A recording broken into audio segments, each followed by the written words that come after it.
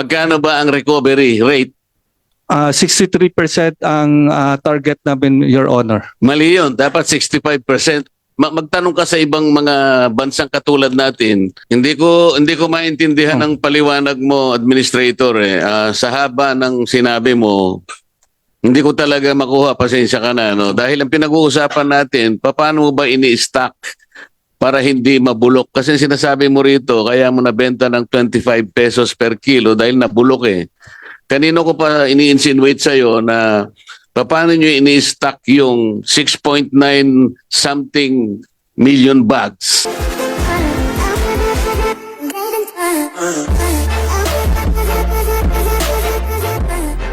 May we now recognize the Honorable Dante Marcoleta for his interpellation. Salamat po, Representative Castro.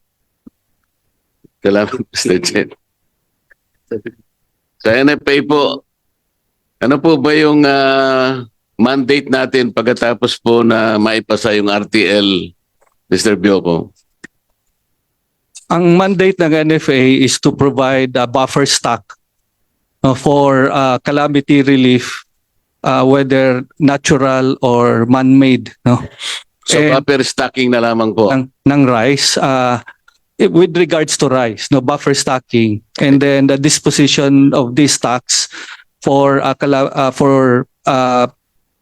a priority to the calamity relief, no, and then also for disposition of this to prevent the disposition of if it's before it becomes unfit for human consumption. Stock as part of the inventory management of NFA. Ano po yung volume ng buffer stock natin na dapat na-maintain natin over a period of time? So as per RTL implementing rules and regulation, dapat ang NFA would maintain 9 days of consumption, which is 6.6 million bags, Your Honor. That's the target. 6 point some, ano yun? 6.6 million bags. That's about 15 days or 7 days? 9 days. 9 days, Your Honor. 9 days lang. Eh kung halimbawa ito'y para sa calamities lang, ilang bagyo ba ang dumarating sa ating bansa in 1 year? Bagyo na lang muna. Huwag na muna yung iba. So usually more than 20, Your Honor. So paano mo binabalanse yung stock kung 9 million bags lang pala? So, alam mo, nakikipag-coordinate ka sa Pag-asa, ilang bagyo over the year ang darating, nakikita mo. Kung 20 typhoons in a year, na-estimate mo kung kailan yung volume. March pa lang halimbawa, alam mo na siguro papasok kung ilan. And then June, September, October, alam mo ba yon? Yes, Your Honor. Well, basically, we look, first, of course, Hindi, paano nyo na-manage? Sabi mo kanina, judiciously manage. Kamong ganun. So in the face of 20 regular typhoons that visit our country, paano mo judiciously na ma-manage? Para sa ganun, napupunan mo yung pangangailangan ng apektado sa calamities. Based so yun ang study ng NEDA after the law was approved, no? In 2019, so based sa study recommended by NEDA and other government agency, the joint study, ang risk is about recommended the buffer stock level is 9 days. No, this is equivalent to more or less. Hindi, paano mo na-manage nga eh? Paano mo nalalaman kung kailan darating ang bagyo? 20 nga yun eh. 9 million bags, paano mo i-distribute over the years? Yeah. Hindi naman natin ang bagyo talaga based on study, we need to provide 6.6 na standby na strategy, 6.6 million. Alam natin yung buffer stock. Ngayon 20 typhoons ka mo in a year. So paano mo judiciously na ma-manage yun? Paano mo nakikita yung pagdating ng bagyo, sari-saring bagyo to over the year? 20 typhoons ito eh. So tinatanong ko lang kasi kung paano sa NFA ninyo minamanage yung stock para hindi mabulok yun. Kasi sabi mo nabubulok na eh. Your Honor, if with your bigyan mo kami ng idea para sa ganun. Halimbawa, January, February, March. So, okay. May bagyo bang darating yon? Pagkatapos yung susunod na quarter, ilang bagyo ang darating doon? Ang susunod na quarter, ilang bagyo ang darating? Hanggang sa katapusan ng year, na-manage nyo ba ng tama yung stocks? Kasi 9 million bags lang eh. Your Honor, actually 6.6 million bags ang 9 days natin na equivalent, no. Ang start ng typhoon natin season is July, no, of the year, no. July, August, September, yun yung mga malalaking bagyo hanggang December, no. Ang stocks natin sa NFA when we buffer, most of this is procured from the farmers September, October, November during the wet season, no, of the year. And then we stock this to make sure that we will be able to make available this rice for the following year, no. So normally yung nabibili natin ng September, October, November, tinatago natin yun ng palay, and then by May, June, April, May, June, we have to make sure that this will be milled so that we can position this already all over the Philippines based on risk and probable demand from each provinces, no. So naglalagay na tayo, even Batanes, by February, March, naglalagay na tayo ng forward stock sa kanila, at we try to keep preserve the shelf life as long as possible, no, kasi may shelf life, no? Based on study, after 3 months nag-start na siya mag-deteriorate, no. So if we buy it September, October, November, 6 months after, we have to mill them. So pagdating ng April, May, June, dapat ma-mill na siya at make it standby already as the buffer stock in case na merong calamity, no.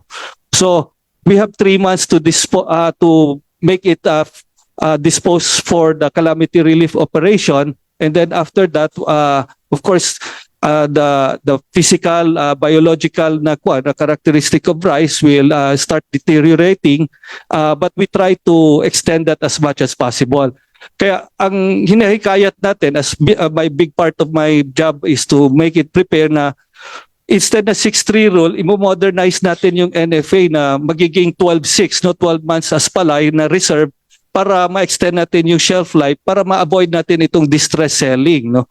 So dito sa 2023, if I may, Your Honor, I can submit you part of our presentation, no, on how much stock that we sold in 2023, and also to put relevance also in 2022 and 2021, no. Sa 2023, our stock Salamat po, Representative Castro. Salamat, Mr. Chen. Sa NFA po, ano po ba yung mandate natin pagkatapos po na maipasa yung RTL, Mr. Bioco? ang mandate ng NFA is to provide a buffer stock for calamity relief, whether natural or man-made, no. So buffer stocking na lamang po. ng rice, with regards to rice, no, buffer stocking, and then the disposition of these stocks for as a priority to the calamity relief, no, and then also for disposition of this to prevent the disposition of, if it's before it becomes unfit for human consumption, stock as part of the inventory management of NFA. Ano po yung volume ng buffer stock natin na dapat na-maintain natin over a period of time? So as per RTL implementing rules and regulation, dapat ang NFA would maintain 9 days of consumption, which is 6.6 million bags, Your Honor. That's the target. 6 point some, ano yun? 6.6 million bags. That's about 15 days or 7 days? 9 days. 9 days, Your Honor. 9 days lang. Mm. Eh kung halimbawa ito'y para sa calamities lang, ilang bagyo ba ang dumarating sa ating bansa in 1 year? Bagyo na lang muna. Huwag na muna yung iba. So usually more than 20, Your Honor. So paano mo binabalanse yung stock? kung 9 million bags lang pala.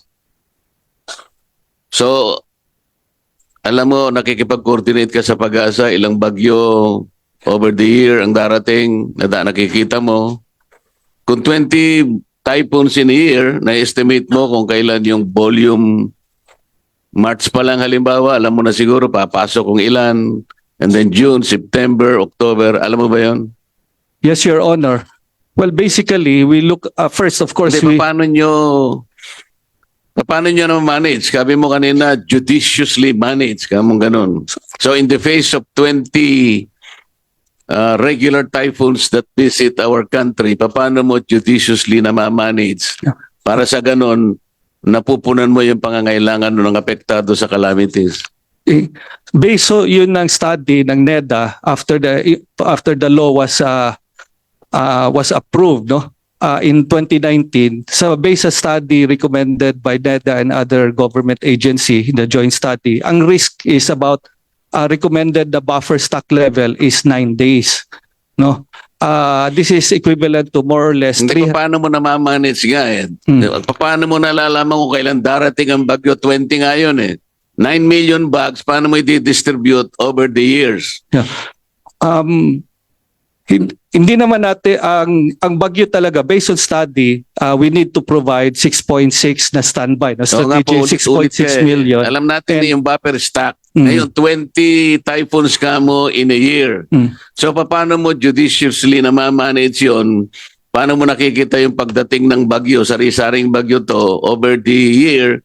20 typhoons ito eh. So tinatanong ko lang kasi kung paano sa NFA ninyo minamanage yung stock para hindi mabulok yun. Kasi sabi mo nabubulok na eh. Your Honor, if with your Bigyan mo kami ng idea para sa ganun. Halimbawa, January, February, March. So okay. May bagyo ba darating yun? Pagkatapos yung susunod na quarter, ilang bagyo ang darating doon. Ang susunod na quarter, ilang bagyo ang darating. Hanggang sa katapusan ng year, na ma-manage nyo ba ng tama yung stocks? Kasi 9 million bags lang eh. Your Honor, actually 6.6 million bags ang 9 days natin equivalent, no. Ang start ng typhoon natin season is July, no, of the year, no. July, August, September, yun yung mga malalaking bagyo hanggang December, no.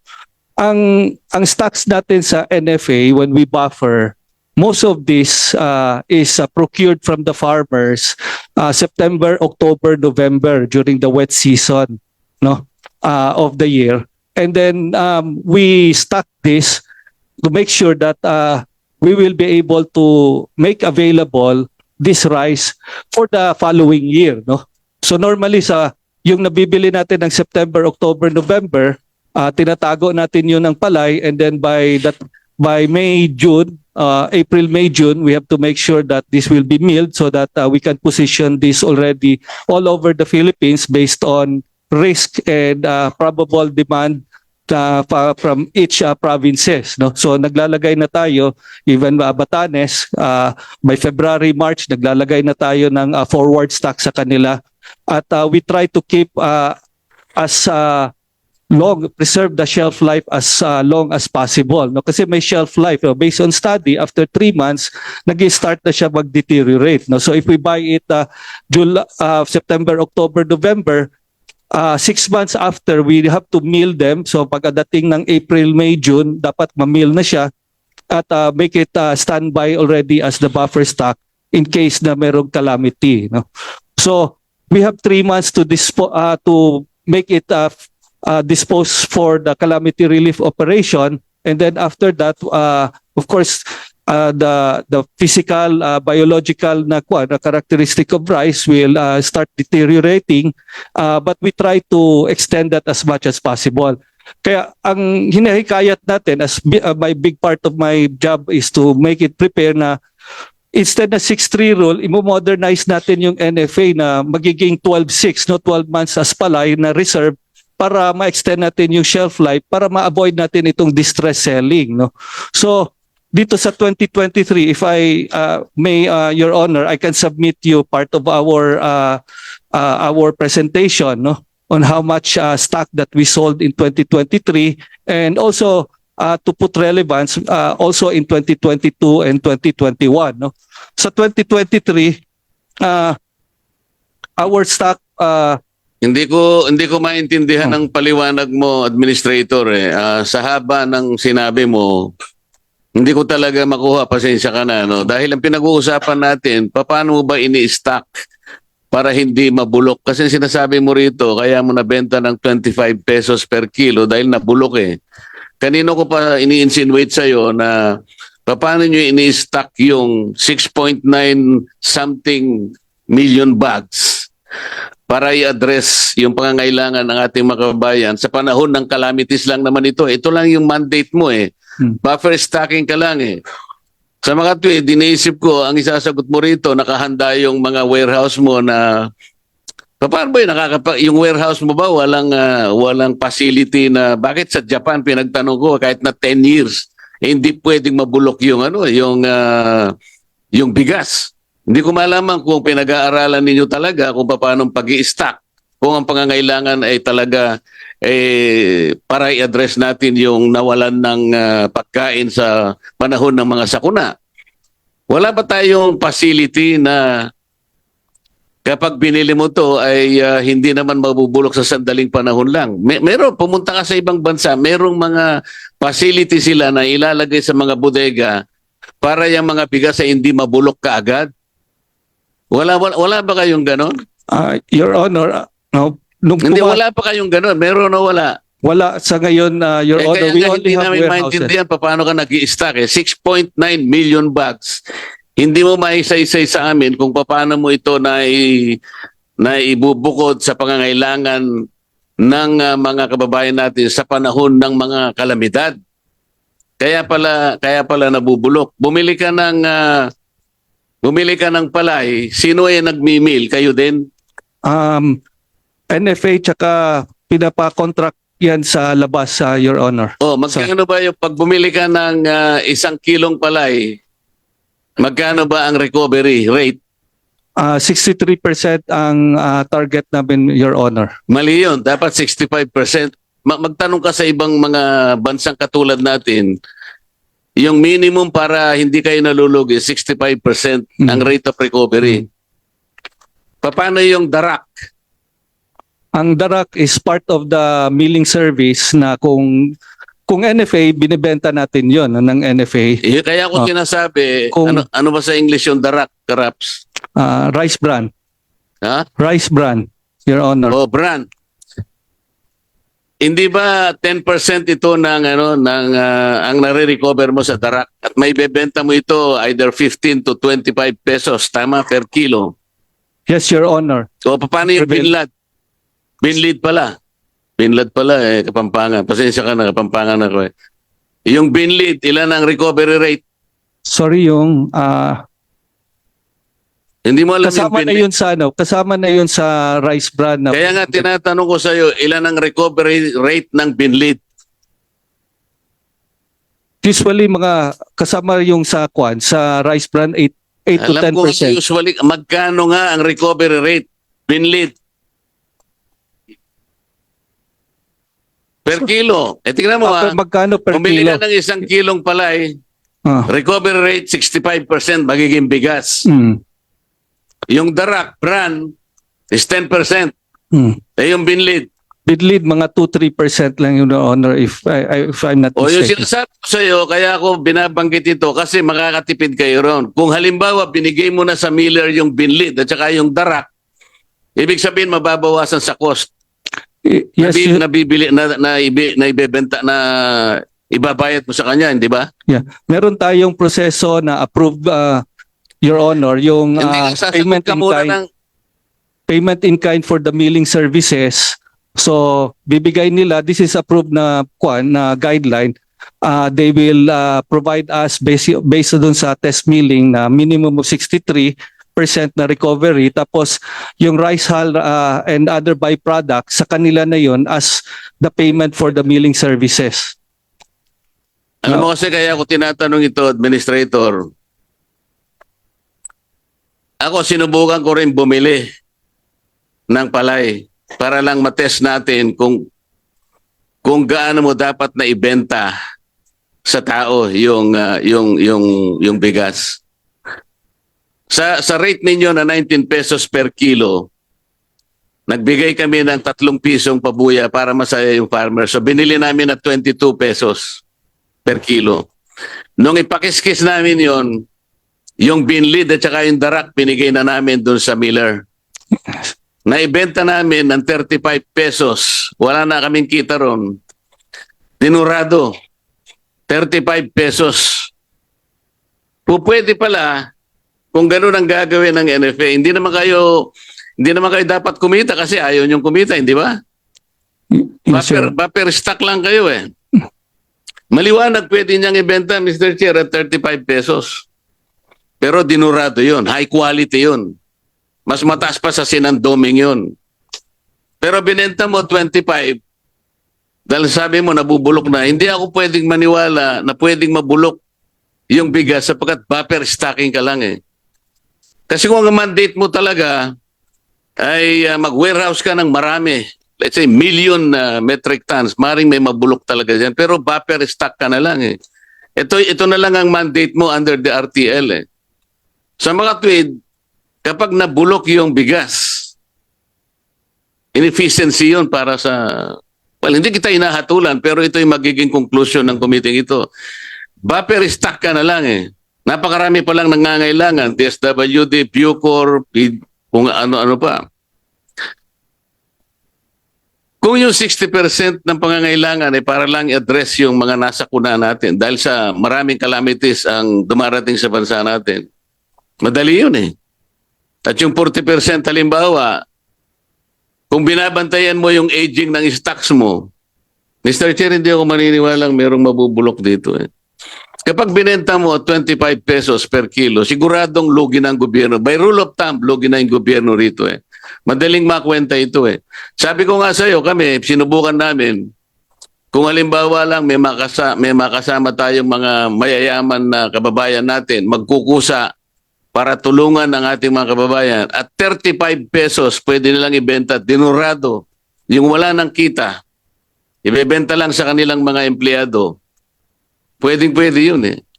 NFA should be the one doing that kasi kayong merong mandate, bibili kayo sa farmers eh,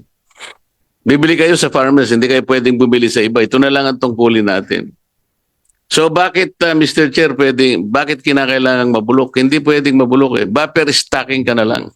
Pasensya na po kung yun ang conclusion, ngunit mahirap pong baligtarin yung ganunong pananaw kung ang pag-uusapan lang ay ang katwiran na nabubulok po yung inyong mga bigas na itinatago sa inyong mga warehouse. Salamat po Mr. Chair. Maraming salamat po, Kong Dante Marcoleta.